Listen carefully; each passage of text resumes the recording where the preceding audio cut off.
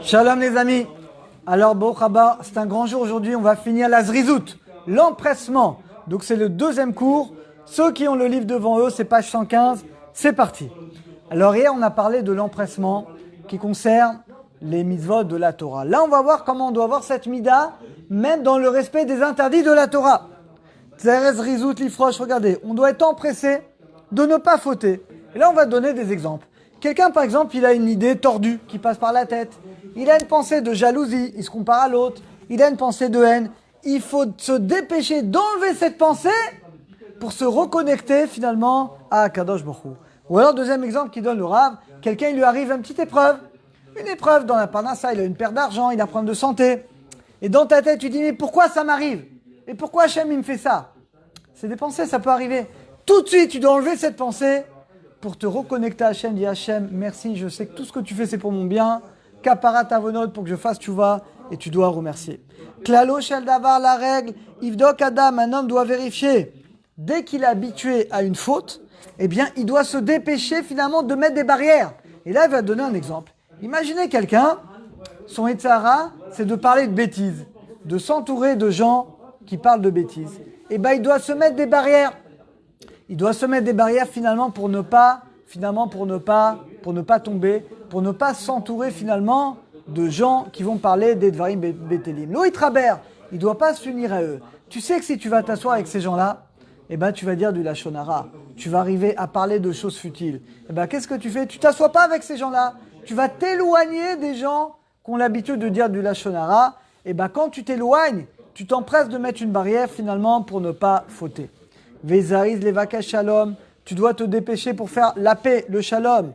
Quand il y a un problème avec quelqu'un, tu vas le régler tout de suite, tu vas parler avec la personne, tu vas t'efforcer de rétablir le shalom entre les gens. Amar Rabbi Yehuda ben Tema, on dit tous les matins, Ve'as kanashia, tu dois être vif comme un léopard, kal kanashia, léger comme un aigle, rapide comme une gazelle, fort comme un lion pour faire la volonté d'Hachem. Donc c'est la Mishnah qu'on dit tous les matins, finalement avant la prière. Donc dès qu'il y a une mitzvah qui se présente à toi, tu dois te dépêcher, tu ne dois pas finalement attendre. Tseher meot kalout, il faut beaucoup de rapidité également pour s'opposer à des gens qui transgressent la Torah. Et là, il va donner des exemples comme Pinchas. Vous savez, Pinchas a tué Zimri, qui a fait une faute finalement devant tout le monde avec une non-juive. C'est que des fois dans la vie, on doit être vif pour réagir. Quand tu vois quelqu'un qui transgresse la Torah en public de manière volontaire, quelqu'un qui va mépriser des tzadikim, quelqu'un qui va dire du lachon hara sur des tzadikim, sur des rabbanim, eh ben tu dois être le premier à les réprimander et à rétablir finalement l'honneur de la Torah. Alors il dit bien que la zrizout, bien que l'empressement elle est bonne, mais il dit qu'il ne faut pas non plus faire les mitzvot de manière trop rapide, c'est-à-dire de manière un peu bâclée. Pourquoi? Parce que quand tu fais les mitzvot trop rapidement, eh ben, tu les bâcles. Et ça, c'est pas bien non plus. C'est vrai qu'il faut être empressé. Tu dois être empressé avant de faire la mitzvah. Mais quand tu fais la mitzvah, tu dois la faire doucement. Tu dois la faire en prenant ton temps. Comme la prière. Bah, tu pries. Mais tu dois pas prier rapidement. Tu dois te dépêcher d'arriver dans les premiers à la synagogue.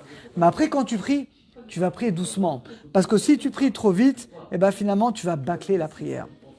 Afapisha midas résout. Bien que la mida d'empressement, elle est très bonne.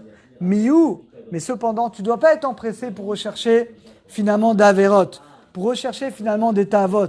L'itroir, quelqu'un il recherche tout le temps ses plaisirs, il va rechercher là des choses interdites, ça on n'a pas le droit. Kachaz résout l'inyan la Torah, de même que l'empressement pour la Torah, eh ben, c'est quelque chose qui va nous faire grandir.